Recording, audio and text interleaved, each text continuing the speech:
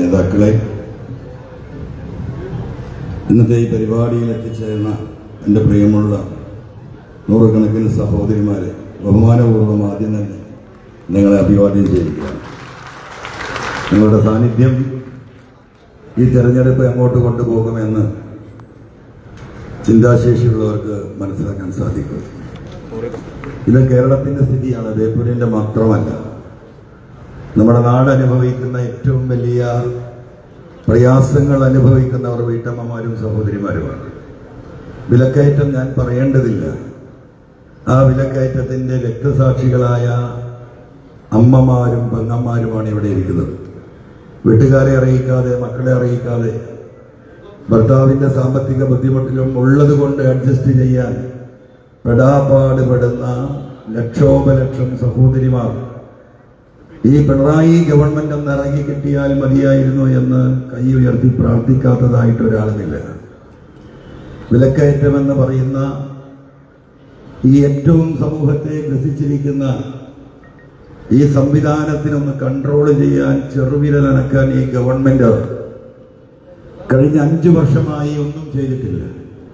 ഒന്നാം പിണറായി ഗവൺമെന്റിന്റെ കാലത്ത് ചില സംവിധാനങ്ങളൊക്കെ ഉണ്ടായിരുന്നു, നിങ്ങൾ ഓർക്കുന്നുണ്ടാവും, നിങ്ങൾ അനുഭവസ്ഥരാണ്. പക്ഷെ അത് കഴിഞ്ഞിട്ട് പിന്നീട് വന്ന ഗവൺമെന്റാണ് ഇന്ന് ഈ കാണപ്പെട്ട അവസ്ഥയിലേക്ക് മാറിയത്. ആ മാറ്റത്തിന്റെ ഭാഗമായിക്കൊണ്ട് തന്നെയാണ് എനിക്ക് നിങ്ങളുടെ മുന്നിൽ വന്ന് നിൽക്കേണ്ടി വന്നത്. നിങ്ങൾക്കറിയാം, കഴിഞ്ഞ 9 വർഷക്കാലം ആ ഗവൺമെന്റിന്റെ കൂടെ 8.5 വർഷക്കാലം ആ ഗവൺമെന്റിൽ MLA ആയി, ജനപ്രതിനിധിയായി, ഇടതുപക്ഷത്തിന്റെ വക്താവായി ഈ നാട്ടിലെ ജനങ്ങൾക്ക് വേണ്ടി സംസാരിച്ചിരുന്ന ഒരു വ്യക്തിയാണ് ഞാൻ. പക്ഷേ രണ്ടാം ഗവൺമെന്റ് അധികാരത്തിൽ വരുമ്പോൾ തന്നെ, അധികാരത്തിൽ വന്ന് കുറച്ച് മുന്നോട്ട് പോകുമ്പോൾ തന്നെ പിണറായിയുടെ സ്വഭാവം മാറുകയാണ്, ഭരണത്തിന്റെ രീതി മാറുകയാണ്. ഇതെല്ലാം ഒരു മുഖ്യമന്ത്രിയുടെ ഓഫീസിൽ കേന്ദ്രീകരിക്കപ്പെടുകയാണ്. ജനങ്ങളുടെ അവകാശങ്ങൾ പ്രാദേശിക തലത്തിൽ പോലും ചവിട്ടിമലിക്കപ്പെടുകയാണ്. പ്രാദേശികമായിട്ടുള്ള പൊതുപ്രവർത്തകർക്ക് ആരുമാകട്ടെ, UDF LDF ഒന്നുമില്ലാത്തവരാവട്ടെ, നമുക്കറിയാം നമ്മുടെയൊക്കെ നാടിന്റെ സ്പന്ദനങ്ങൾ എന്ന് പറയുന്നത് ആ നാട്ടിൽ പ്രവർത്തിക്കുന്ന സാധാരണക്കാരായ പഞ്ചായത്ത് മെമ്പർമാരോ അല്ലെങ്കിൽ അതല്ലാത്തവരോ ആയ അവരുടെ പ്രവർത്തനമാണ് നമ്മുടെ നാടിന്റെ പുരോഗതിയുടെ അടിസ്ഥാനപരമായ വളർച്ച. അവരുടെ ഇടപെടലുകളാണ് ഈ നാടിന്റെ മനുഷ്യർക്കുണ്ടാകുന്ന യഥാർത്ഥമായിട്ടുള്ള ആശ്വാസം. അത്തരത്തിൽ താഴേക്കടയിൽ നിന്ന് ഏറ്റവും ഉയർന്ന നിലവാരത്തിൽ ഇന്ന് നമ്മൾ കണക്കാക്കുന്ന MLA മാർക്ക് പോലും സർക്കാരിൽ ഇടപെടാനോ ജനങ്ങളുടെ കാര്യങ്ങൾ അവതരിപ്പിക്കാനോ ആ കാര്യങ്ങൾ അടിസ്ഥാനപരമായിട്ട് നേടിയെടുക്കാനോ ഒന്ന് ശബ്ദമുയർത്താനോ ഒന്ന് കണ്ണുരുട്ടി നോക്കാൻ പോലും അവകാശമില്ലാതെയായി. ഈ സ്റ്റേജിലും വേദിയിലും ഇരിക്കുന്ന പൊതുപ്രവർത്തകർ, ഇടതുപക്ഷത്തിന്റെ സ്റ്റേജിലും ഈ വേദിയിലും ഇരിക്കുന്ന പൊതുപ്രവർത്തകർ എല്ലാവരും ഒരേ അനുഭവസ്ഥരായിരുന്നു. ജനങ്ങൾക്കൊരു വിലയുമില്ല, ജനപ്രതിനിധികൾക്കൊരു വിലയുമില്ല. ഇവിടെ ഞങ്ങൾ ഭരിക്കും, ഇവിടുത്തെ IAS ഭരിക്കും, ഇവിടെ പോലീസ് എന്ത് ചെയ്യണം, എങ്ങനെ ചെയ്യണം, എങ്ങനെ പോകണമെന്ന് ഇവിടുത്തെ IPSകാർ തീരുമാനിക്കും. വില്ലേജ് ഓഫീസർ എങ്ങനെ പെരുമാറണമെന്ന് വില്ലേജ് ഓഫീസർ തീരുമാനിക്കും. ഓഫീസുകളിൽ കയറിയിരിക്കുന്ന ജില്ലാ പഞ്ചായത്ത് പ്രസിഡന്റുമാരെ അടക്കം അവഹേളിച്ചു വിടുന്ന ജില്ലാ കലക്ടർമാർ, പഞ്ചായത്ത് പ്രസിഡന്റിന് നിങ്ങൾക്ക് ഇവിടെ എന്ത് കാര്യമെന്ന് ചോദിക്കുന്ന വില്ലേജ് ഓഫീസർമാർ, ഇതായിരുന്നു കേരളം.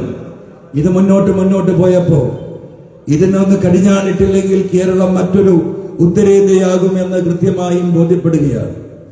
അനവധി തവണ ഉത്തരവാദിത്തപ്പെട്ടവരോട് പറഞ്ഞു, പാർട്ടിയിൽ പറഞ്ഞു, പാർലമെന്ററി പാർട്ടിയിൽ പറഞ്ഞു, നേതാക്കന്മാരുമായുള്ള വ്യക്തിപരമായ ബന്ധം വെച്ച് വ്യക്തിപരമായി പറഞ്ഞു, കാര്യങ്ങൾ അപകടകരമായ അവസ്ഥയിലേക്ക് പോവുകയാണ്.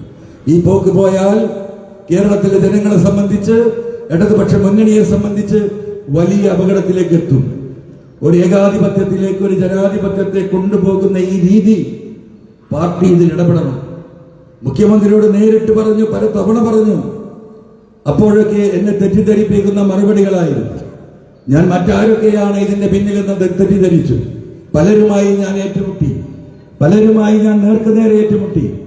ഇവിടുത്തെ പല സംഭവ വികാസങ്ങളും കേരളത്തിലെ ജനങ്ങളിൽ എത്തിക്കേണ്ട ഒരു അവസ്ഥ വന്നു. ആ അവസ്ഥക്ക് അവസാനം എനിക്ക് ഇനി അതിന്റെ അകത്ത് നിന്ന് പറഞ്ഞാൽ ഇത് കേരളത്തിലെ 3.5 കോടി ജനങ്ങളോട് ഞാൻ ചെയ്യുന്ന വഞ്ചനയായി മാറും എന്ന എന്റെ തോന്നൽ, എന്റെ മനസാക്ഷി, അതിന്റെ അടിസ്ഥാനത്തിലാണ് രാജിവെച്ച് ഞാൻ പുറത്തേക്ക് വരുന്നത്. ആ രാജിവെച്ച് പുറത്തേക്ക് വരുമ്പോൾ ഞാനൊന്നും കണക്കൂട്ടിയിട്ടില്ല. നാളെ എനിക്ക് എന്ത് സംഭവിക്കും, എന്താകും, എന്റെ ഭാവി എന്ത്, എന്റെ രാഷ്ട്രീയ ഭാവി എന്ത്, എന്റെ ജീവിതം എന്ത്. ഈ തീരുമാനത്തെക്കുറിച്ച് ചർച്ച ചെയ്യുമ്പോൾ പലരും എന്റെ കൈ പിടിച്ചു വലിച്ചു, പലരും എന്നെ തടുക്കാൻ ശ്രമിച്ചു. ഒരിക്കലും ചെയ്യരുതെന്ന് പറഞ്ഞു. എന്നെ സ്നേഹിച്ചവർ, എന്നോട് താല്പര്യമുള്ളവർ, എന്തിനേറെ പറയുന്നു എന്റെ ശത്രുക്കളായി അപ്പുറത്ത് നിന്നവർ പോലും എന്നോട് പറഞ്ഞു, അൻവർ നിങ്ങളത് ചെയ്യരുത്. പക്ഷേ അത് ചെയ്യാതെ പുറത്തിറങ്ങി അതിനകത്തിരുന്ന് ഞാൻ സംസാരിക്കുന്നതിന് പരിമിതികളുണ്ട്. ആളുകൾ ഈ കാര്യങ്ങൾ ഉൾക്കൊള്ളുന്നതിന് പരിധികളുണ്ട്. ഈ പരിധിയെയും പരിമിതിയെയും മറികടക്കണമെങ്കിൽ രാജിവെച്ച് പുറത്തിറങ്ങണം എന്ന് സ്വയം തീരുമാനിച്ച് പുറത്തിറങ്ങിയവനാണ് ഞാൻ. എനിക്കവിടെ അള്ളി പിടിച്ചു നിൽക്കാമായിരുന്നു, നിങ്ങൾക്കറിയാം. ഈ കേരളത്തിലെ 140 MLA-മാരിൽ ഏറ്റവും കൂടുതൽ വ്യക്തിപരമായി മുഖ്യമന്ത്രിയുമായി ബന്ധമുണ്ടായിരുന്ന വ്യക്തി കൂടിയാണ് ഞാൻ. പല MLA-മാരുടെയും പല മന്ത്രിമാരുടെയും കാര്യങ്ങൾ പോലും വ്യക്തിപരമായിട്ട് സംസാരിക്കാൻ എന്നെ ചുമതലപ്പെടുത്തിയിട്ടുള്ളത് ഈ ശബ്ദം കേൾക്കുന്ന അപ്പുറത്തുള്ള MLA-മാർക്കും മന്ത്രിമാർക്കും അറിയാം. അങ്ങനെ ബന്ധം സ്ഥാപിച്ച് മുന്നോട്ട് പോകുമ്പോഴാണ് ഈ ഒരു ഘട്ടത്തിൽ ഈ ഒരു തിരിച്ചിൽ നമ്മൾ കാണുന്നത്. എനിക്ക് വേണമെങ്കിൽ എല്ലാ സൗകര്യങ്ങളും പറ്റിക്കൊണ്ട് അവിടെ നിൽക്കാമായിരുന്നു. പക്ഷെ ഒരിക്കൽ പോലും എന്റെ മനസാക്ഷി അതിന് എന്നെ അനുവദിച്ചിട്ടില്ല. ഞാൻ ജനങ്ങളിലേക്ക് ഇറങ്ങി കഴിഞ്ഞ 1.5 വർഷമായി ഞാൻ തെരഞ്ഞെടുപ്പ് പ്രചരണത്തിലായിരുന്നു. നിങ്ങളൊക്കെ തെരഞ്ഞെടുപ്പ് പ്രചരണത്തിലേക്ക് ഇറങ്ങിയത് കഴിഞ്ഞ ഒരാഴ്ചയോ 2 ആഴ്ചയോ ആയിട്ടായിരിക്കാം. തൊണ്ട പൊട്ടുമാറ് കേരളത്തിൽ കഴിഞ്ഞ 1.5 വർഷമായി പിണറായിസത്തെ കുറിച്ച്, അതിന്റെ വരാനിരിക്കുന്ന ദുരന്തത്തെക്കുറിച്ച് ജനങ്ങളോട് ആവർത്തിച്ച് ഞാൻ പറഞ്ഞുകൊണ്ടിരിക്കുകയാണ്. അതിന്റെ ബാക്കി പത്രം എന്ന നിലക്കാണ് ഈ തെരഞ്ഞെടുപ്പ് കടന്നു വരുന്നത്. ഇവിടെ രാഘവേട്ടൻ സൂചിപ്പിച്ചതുപോലെ എനിക്ക് എവിടെ വേണമെങ്കിൽ മത്സരിക്കാമായിരുന്നു. മലപ്പുറത്തിലെ UDF-ന്റെ സ്ഥിതി നിങ്ങൾക്കറിയാം. ഏത് നിയോജക മണ്ഡലത്തിലും നോമിനേഷൻ കൊടുത്തുകൊണ്ട് കൈവീശിയാൽ ഒരാഴ്ച കൊണ്ട് 10,000-കണക്കിന് വോട്ടിന് ജയിക്കാൻ സാധ്യതയുള്ള സംവിധാനവും സൗകര്യവും ഉണ്ടായപ്പോഴും ഞാനത് തെരഞ്ഞെടുക്കാൻ നിന്നിട്ടില്ല. എന്തുകൊണ്ടെന്നാൽ ഞാൻ ഉയർത്തിയ ഈ പിണറായിസവും ഈ മരുമോനിസവും അത് പൂർത്തീകരിക്കേണ്ടതുണ്ട്. എളുപ്പമുള്ളിടത്ത് എള്ളെറിയുന്ന രീതി എന്നെ സംബന്ധിച്ച് ഞാൻ ഒരിക്കലും സ്വീകരിക്കാറില്ല. ഞാനിവിടെ ഈ കൊടുങ്കാറ്റിനെതിരെയാണ്, ഈ തിരമാലകൾക്കെതിരെ നിങ്ങളെ വിശ്വസിച്ചാണ് ഞാൻ ഇങ്ങോട്ട് ഇറങ്ങി വന്നുള്ളത്. ആ ഉത്തരവാദിത്വം ഏറ്റെടുക്കേണ്ടത് എന്റെ ഉത്തരവാദിത്വവും എന്റെ ധാർമ്മികതയുമാണ് എന്ന് മനസ്സിലാക്കിക്കൊണ്ട് തന്നെയാണ് ബേപ്പൂരിലേക്ക് കടന്നു വന്നത്. ബേപ്പൂർ അത്ര എളുപ്പമുള്ള സ്ഥലമാണ് എന്ന് കരുതി വന്നവനല്ല ഞാൻ. പക്ഷേ ഞാൻ വിശ്വാസം അർപ്പിച്ചത് ഈ ഇരിക്കുന്ന ജനങ്ങളെയാണ്. കേരളത്തിലെ 3.5 കോടി ജനങ്ങളിൽ മഹാഭൂരിപക്ഷം ആളുകളിലേക്കും ആ ജനകീയ കോടതിയിലേക്കാണ് ഞാൻ ഇറങ്ങി വന്നത്. അത് ചിന്തിക്കാനുള്ള മനസാക്ഷിയുള്ള കാരുണ്യമുള്ള മനുഷ്യർ ഈ നാട്ടിലുണ്ട്. ആ നാട്ടിലെ ജനങ്ങളുമായി സംവദിക്കാനാണ് ഇങ്ങോട്ട് ഇറങ്ങി വന്നത്. അതിന് മാറ്റമുണ്ടാകും. നിങ്ങൾക്കറിയുമോ, പോലീസ് കേരളത്തിൽ ഇന്ന് നടക്കുന്ന മയക്കുമരുന്ന് കച്ചവടം ഞാൻ പറയണോ നിങ്ങളോട്? എല്ലാത്തിലും മുന്നിൽ നിൽക്കുന്ന കേരളം എന്ന് അഭിമാനിക്കുന്ന ഈ കേരളത്തിലാണ് ഇന്ത്യയിൽ ഏറ്റവും കൂടുതൽ മയക്കുമരുന്ന് കേസുകൾ രജിസ്റ്റർ ചെയ്യപ്പെട്ടിട്ടുള്ളത്. ആരാണ് ഇതിന്റെ പിന്നിൽ പ്രവർത്തിക്കുന്നത്? പോലീസിലെ ഒരു വിഭാഗം കൃത്യമായി ഇതിൽ ഇടപെടുകയും ഇതിന്റെ ഭാഗമാക്കുകയും കച്ചവടം ചെയ്യുന്ന വിഭാഗമായി അന്നത്തെ DGP അജിത് കുമാറിനെ ഞാൻ ചൂണ്ടിക്കാണിച്ചു. നോട്ടോറിയസ് ക്രിമിനൽ എന്ന് ഞാൻ വിളിച്ചു. ആ നോട്ടോറിയസ് ക്രിമിനലിന്റെ കീഴിൽ കേരളത്തിലുടനീളം മയക്കുമരുന്ന്. എത്ര കുട്ടികളാണ് നമ്മുടെ നാട്ടിൽ ഇല്ലാണ്ടായത്? അമ്മമാരും സഹോദരിമാരും ഉണ്ടല്ലോ ഇവിടെ. നിങ്ങളൊരു ആൺകുട്ടി വളർന്നു വരുമ്പോൾ നിങ്ങളുടെ മനസ്സിൽ എന്താണ് തോന്നുക? മോൻ വലുതായി വരുന്നുണ്ട്, അവനൊരു 10-16 വയസ്സായാൽ നിങ്ങൾക്ക് ആശ്വാസമായി, നിങ്ങൾക്കൊരു സെക്യൂരിറ്റിയായി, നാളെ ഒരു കാവൽക്കാരനായി കരുതുന്ന മക്കൾ. അതാണ് ഒരു രക്ഷിതാവിന്റെ ആശ്വാസം. പക്ഷേ കേരളത്തിൽ ഇന്ന് പല സ്ഥലങ്ങളിലും പല വീടുകളിലും സ്ഥിതി എന്താണ്? അമ്മയെ ബലാത്സംഗം ചെയ്യുന്ന മക്കൾ, പെങ്ങൾ മകൻ ബലാത്സംഗം ചെയ്യുന്ന മക്കൾ. എത്ര കേസുകൾ ഇവിടെ വന്നു? ആരാണ് ഇതിന്റെ ഉത്തരവാദി? ആൺമക്കളുള്ള വീട്ടിൽ വാതിൽ തുറന്നിട്ട് കിടക്കാൻ പറ്റുന്ന സാഹചര്യം ഒഴുകാണ്ടാന്റെ വീട്ടിൽ അമ്മമാരും സഹോദരിമാരും ആങ്ങളെയും ആൺകുട്ടിയായ മകനുമുണ്ട് എന്നതിന്റെ പേരിൽ അമ്മമാര് ഡബിൾ ലോക്ക് വെക്കേണ്ട സ്ഥിതി ഈ കേരളത്തിൽ ഉണ്ടാക്കിയത് ആരാണ്? ആരാണ് ഇതിന്റെ ഉത്തരവാദി? ഈ പിണറായിയും സംഘവും ഈ പോലീസും അല്ലാതെ. ഇവിടെ നൈറ്റ് ലൈഫ് വേണമെന്ന് പറഞ്ഞു കേരളത്തിന്റെ ഈ പറയുന്ന ടൂറിസം മന്ത്രി. ഇവിടുത്തെ എല്ലാ ബാറുകളും തുറന്നു കൊടുത്തു, നൈറ്റ് ലൈഫ് ആരംഭിച്ചു. നമ്മുടെ ചുറ്റുപാടുകളിൽ നിങ്ങൾക്ക് കണ്ണോടിച്ചാൽ കാണാം. ഇവിടെയൊക്കെ തന്നെ പണിതുയർത്തിയിരിക്കുന്ന ടൂറിസം പദ്ധതികളിൽ ഈ പറയുന്ന ബേപ്പൂര് പോയാലും ചാലിയത്ത് പോയാലും അവിടുത്തെ അമ്മമാർ സഹോദരിമാർ എന്നോട് പറഞ്ഞു, മോനെ 9 മണി കഴിഞ്ഞാൽ ഞങ്ങൾക്ക് പുറത്തിറങ്ങാൻ കഴിയുന്നില്ല. ഇവിടെ മക്കൾ പുറത്തു പോയി തിരിച്ചു വരുന്നത് ഏത് സമയത്താണ് നോക്കിയിരിക്കുകയാണ് ഞങ്ങൾ. 10 മണി കഴിഞ്ഞാൽ മയക്കുമരുന്ന് കച്ചവടക്കാരുടെ കേന്ദ്രങ്ങളായി മാറുന്നു ടൂറിസ്റ്റ് കേന്ദ്രങ്ങൾ. അവിടെ ഒരു നിയന്ത്രണം. 10 മണിക്ക് ശേഷം ഇതൊക്കെ തുറന്നു കൊടുക്കുമ്പോൾ ലോകരാജ്യങ്ങളിൽ പല സ്ഥലങ്ങളിലുമുണ്ട്. പക്ഷേ അതിന് നിയന്ത്രണം ഉണ്ടാകും, അതിന് പോലീസ് ഉണ്ടാകും, അതിന് സംവിധാനം ഉണ്ടാകും. ഇവിടെ പോലീസുമില്ല, ഒരു സംവിധാനവുമില്ല. ഈ നാടിലെ മയക്കുമരുന്ന് കച്ചവടക്കാരെ കച്ചവടം ചെയ്യാനുള്ള സൗകര്യങ്ങൾ ഒരുക്കുകയാണ് ഇവിടെ. ഇന്ന് വരെ 10 മണി വരെ തുറന്നിരുന്ന ബാറ് ഈ ടൂറിസത്തിന്റെ ഭാഗമായിട്ടാണ് രാത്രി 12 മണി വരെ തുറന്നു കൊടുക്കാൻ ഈ ഗവൺമെന്റ് തീരുമാനമെടുത്തിട്ട് 3 ആഴ്ചയായിട്ടുള്ളൂ. 10 വർഷം മുമ്പ് കേരളത്തിൽ 43 ബാറുകൾ ഉണ്ടായിരുന്നത് ഇന്ന് 847 ബാറുകളായി വരുന്നു. അറിയോ നിങ്ങൾക്ക്? പാലക്കാട് സർക്കാർ ഇവിടെ ബ്രാൻഡ് ഉൽപ്പാദിപ്പിക്കുന്നു. ആ ബ്രാൻഡ് ഉൽപ്പാദിപ്പിക്കാനുള്ള പേര് ജനങ്ങളിൽ നിന്ന് സെലക്ട് ചെയ്യാൻ വേണ്ടി പരസ്യം കൊടുക്കുന്നു ഈ ഗവൺമെന്റ്. ആരെയാണ് വെല്ലുവിളിക്കുന്നത്? കേരളത്തിലെ എല്ലാ സർക്കാർ ആശുപത്രികളിലും ഡി അഡിക്ഷൻ സെന്ററുകളിൽ കിടക്കാൻ സ്ഥലമില്ലാതെ നിൽക്കുന്നു. ഈ രീതിയിലല്ലേ പോകുന്നത്? ഏത് ഭാഗമെടുത്ത് പരിശോധിച്ചാലും ഈ കാര്യങ്ങളിൽ നിന്ന് സമയം പരിമിതമായതുകൊണ്ട് ബേപ്പൂരിൽ 2 വാക്ക് പറയാതെ നിവൃത്തിയില്ല. ഞാൻ ഈ മണ്ഡലത്തിലേക്ക് കടന്നു വന്ന രാഷ്ട്രീയ സാഹചര്യം നിങ്ങളോട് ഞാൻ വിവരിച്ചു. ഇങ്ങോട്ട് കടന്നു വരുമ്പോ എനിക്ക് രാഷ്ട്രീയമായിട്ടുള്ള ചില കാര്യങ്ങളും ചില വിരോധങ്ങളും മാത്രമാണ് രാഷ്ട്രീയമായിട്ടുള്ള എന്നൊരു മാറ്റത്തിന് വേണ്ടിയിട്ടുള്ള പോരാട്ടത്തിന് വന്നതാണ്. പക്ഷെ ഇവിടെ വന്ന് നോക്കുമ്പോൾ, ഈ നാട്ടിലൂടെ നടക്കുമ്പോൾ, ഇവിടുത്തെ മനുഷ്യരെ കാണുമ്പോൾ, അവരോട് സംവദിക്കുമ്പോൾ, ഒരു ജനപ്രതിനിധി എന്ന നിലക്ക് ഇവിടെ നിങ്ങൾ വിജയിപ്പിച്ചയച്ച ശ്രീ മുഹമ്മദ് റിയാസ് എന്ത് ചെയ്തു എന്ന ചോദ്യം ഈ ജനങ്ങളുടെ മുന്നിൽ പോളിംഗ് ബൂത്തിലേക്ക് പോകുമ്പോൾ നിങ്ങളുടെ മനസ്സിൽ ഉയരുകയാണ്. ഞാൻ നിലമ്പൂരിനെയുമായിട്ടാണ് കമ്പയർ ചെയ്തത്. ഞാൻ ആദ്യം അന്വേഷിച്ചത് നമ്മുടെ സുഹൃത്തുക്കളോട് ഇവിടുത്തെ ആശുപത്രിയുടെ അവസ്ഥയാണ്. എന്താണ് ആശുപത്രിയുടെ അവസ്ഥ? എല്ലാ നിയോജക മണ്ഡലങ്ങളുടെയും ഹെഡ്ക്വാർട്ടേഴ്സ് ആണ് താലൂക്ക് ആശുപത്രി. താലൂക്ക് ആശുപത്രിയിൽ ഒന്ന് പോകണമെന്ന് ഞാൻ പറഞ്ഞു. പോയി നോക്കുമ്പോൾ സ്ഥിതി എന്താ നിങ്ങൾക്കറിയുമോ?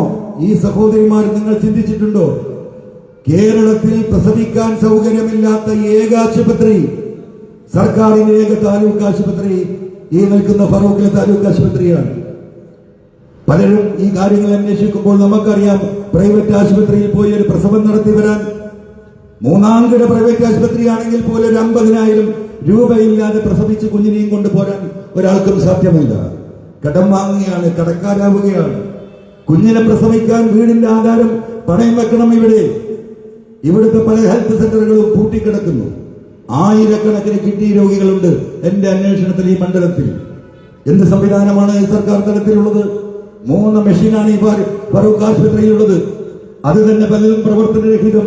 3 ആൾക്ക് പോലും ഒരു ദിവസത്തിൽ ഡയാലിസിസ് കൊടുക്കാൻ കഴിയുന്നില്ല. ഇത്രയും സ്വാധീനമുള്ള മന്ത്രി ഈ നാട്ടിൽ 5 കൊല്ലമുണ്ടായിട്ട് ഈ 1000-കണക്കിന് രോഗികൾ കടം വാങ്ങി, പലിശക്ക് വാങ്ങി, പാവപ്പെട്ടവർ പിരിവെടുത്ത് മറ്റു പ്രൈവറ്റ് ആശുപത്രികളിൽ പോയി 2000, 1500, 3000 കൊടുത്ത് ഡയാലിസിസ് ചെയ്യുന്നത് എന്തേ ഈ മന്ത്രി കാണാതെ പോയത്? എന്ത് ഇടപെടാതിരുന്നത്?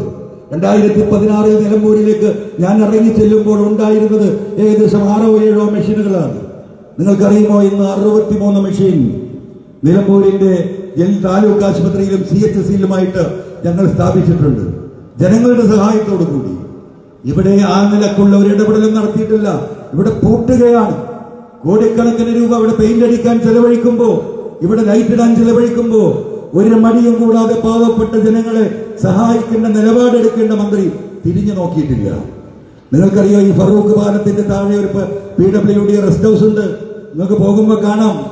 മന്ത്രി ഒരു പത്രം പ്രിന്റ് ചെയ്ത് നിങ്ങളെയൊക്കെ വീട്ടിലെത്തിച്ചു തന്നിട്ടുണ്ടല്ലോ. അതിൽ അഭിമാനകരമായ ഒരു നേട്ടമായി പറയുന്നത് ഫറൂഖ് റെസ്റ്റ് ഹൗസ് രണ്ടാമത് റിനോവേറ്റ് ചെയ്യാൻ 4.5 കോടി രൂപ ചെലവാക്കി. ഫറൂഖ് റെസ്റ്റ് ഹൗസ്, ഉണ്ടായ റെസ്റ്റ് ഹൗസ്, അത് റിനോവേറ്റ് ചെയ്യാൻ 4.5 കോടി രൂപ ചെലവാക്കി എന്ന് പറഞ്ഞ അതിന്റെ ഫോട്ടോവും ഈ പത്രത്തിൽ അഭിമാനമായി കൊടുത്തിരിക്കുകയാണ്. ഈ 4.5 കോടി അദ്ദേഹത്തിന് കിടന്നുറങ്ങാനുള്ള രാജകൊട്ടാരം ഉണ്ടാക്കാനാണ്. 50 ലക്ഷം രൂപയാണ് VIP മുറിക്ക് വേണ്ടിയിട്ട് ഈ നിങ്ങളുടെ മൂക്കിന്റെ ചോട്ടിൽ ഈ പാലത്തിന്റെ സൈഡിൽ കിടക്കുന്ന റെസ്റ്റ് ഹൗസിന് വേണ്ടി ചെലവായിട്ടുള്ളത്. മന്ത്രി ഇറക്കിയ പത്രത്തിൽ തന്നെ പറയുന്നുണ്ട്. എന്താണ് ഈ വിരോധാഭാസം? ഈ 4 കോടി രൂപയുടെ പകുതി ഉണ്ടെങ്കിൽ കൂട്ടിപ്പോയിട്ടുള്ള ഇല്ല. 4.5 കോടിക്ക് റെസ്റ്റ് ഹൗസ് പണിയാനും 50 ലക്ഷത്തിന് ബെഡ്റൂം പണിയാനും ഒരു മടിയുമില്ല. ഈ വ്യത്യാസമാണ് ഇവിടുത്തെ ജനങ്ങൾ പരിശോധിക്കേണ്ടത്. നിങ്ങൾക്കറിയുമോ, നിങ്ങളുടെ മക്കൾ പഠിക്കാൻ കടം വാങ്ങി പണയം വെച്ച് മറ്റു സ്ഥലങ്ങളിലേക്ക് അയക്കേണ്ട ഗതികേടാണ് ഈ മണ്ഡലത്തിലെ ജനങ്ങൾക്കുള്ളത്. ഒരു സർക്കാർ കോളേജ് തൊട്ടടുത്ത കടലുണ്ടി ഒരൊറ്റ പഞ്ചായത്തേ ഉള്ളൂ. ആ പഞ്ചായത്ത് ഗവൺമെന്റ് UP സ്കൂളില്ല. അറിയോ നിങ്ങൾക്ക്? ഗവൺമെന്റ് ഹൈസ്കൂളില്ല. നിങ്ങൾ ആരെങ്കിലും അറിഞ്ഞിട്ടുണ്ടോ? ഒരു ഗവൺമെന്റ് ഹയർ സെക്കൻഡറി സ്കൂളില്ല ഈ പറയുന്ന കടലുണ്ടിയിൽ. അവിടെയാണ് 1.5 കോടി കൊടുത്ത് ഒരു പഴയ പാലം പെയിന്റ് അടിച്ച് അവിടെയും ലൈറ്റ് ഇട്ട് വെച്ചിട്ടുണ്ട്. അപ്പൊ ഇവിടെയാണ് ഇദ്ദേഹത്തിന്റെ പ്രവർത്തനം. 2 അംഗനവാടികൾ ഈ കടലുണ്ടി പഞ്ചായത്തിൽ തന്നെ കെട്ടിടം അൺഫിറ്റ് ആണെന്ന് പറഞ്ഞ് 1.5 കൊല്ലം മുമ്പ് ഒഴിവാക്കി. കുട്ടികൾ വീട്ടിലേക്ക് മടങ്ങിപ്പോയി. കുട്ടികൾക്ക് പഠിക്കാൻ സൗകര്യമില്ല. അവിടെ നാട്ടുകാരും അംഗനവാടിയിൽ പ്രവർത്തിക്കുന്ന ടീച്ചർമാരും വാടക കൊടുത്ത് ഒരു കെട്ടിടത്തിന്റെ ചായ്പിൽ 4 ഷീറ്റും ഓടുമിട്ട് വലിച്ചു കെട്ടിയ ഒരു വാടക കെട്ടിടത്തിൽ ഈ കടലുണ്ടി പഞ്ചായത്തിലെ 2 അംഗനവാടികൾ പ്രവർത്തിക്കുന്നുണ്ട് എന്ന് നിങ്ങളോട് പറഞ്ഞാൽ നിങ്ങൾക്ക് വിശ്വസിക്കാൻ സാധിക്കുമോ? അതാണ് ബേപ്പൂര്. തൊട്ടടുത്ത് ബേപ്പൂർ പോർട്ടിലേക്ക് ഞാൻ കടക്കുന്നില്ല. ആയിരക്കണക്കിന് തൊഴിലാളികൾ തൊഴിൽ ചെയ്തിരുന്ന കേരളത്തിനും ഇന്ത്യക്കും അഭിമാനമായ ബേപ്പൂർ പോർട്ട് തകർന്ന് തരിപ്പണമായി ഒന്നുമില്ലാതെയായി 100-ൽ താഴെയുള്ള തൊഴിലാളികൾ. അവർക്കൊന്നും മൂത്രമൊഴിക്കാനുള്ള സൗകര്യം പോലും ഈ മന്ത്രി ചെയ്തു കൊടുത്തിട്ടില്ല. അറിയോ നിങ്ങൾക്ക്? കാക്കക്കിരിക്കാൻ തണലില്ലാത്ത പോർട്ട് ഈ കേരളത്തിലോ ഇന്ത്യയിലോ ഉണ്ടെങ്കിൽ അത് ബേപ്പൂർ പോർട്ടാണ്. രാവിലെ തുടങ്ങുന്ന വെയിൽ വൈകുന്നേരം വരെ ചാക്ക് കൊണ്ട് തൊപ്പിയുണ്ടാക്കി കെട്ടിയ പാവപ്പെട്ട തൊഴിലാളികളെ ഈ ബേപ്പൂർ തുറമുഖത്ത് ഞാൻ കണ്ടു. മത്സ്യത്തൊഴിലാളികൾ, ഞാൻ പറയേണ്ടതില്ല, അനുഭവസ്ഥരാണ് നിങ്ങൾ.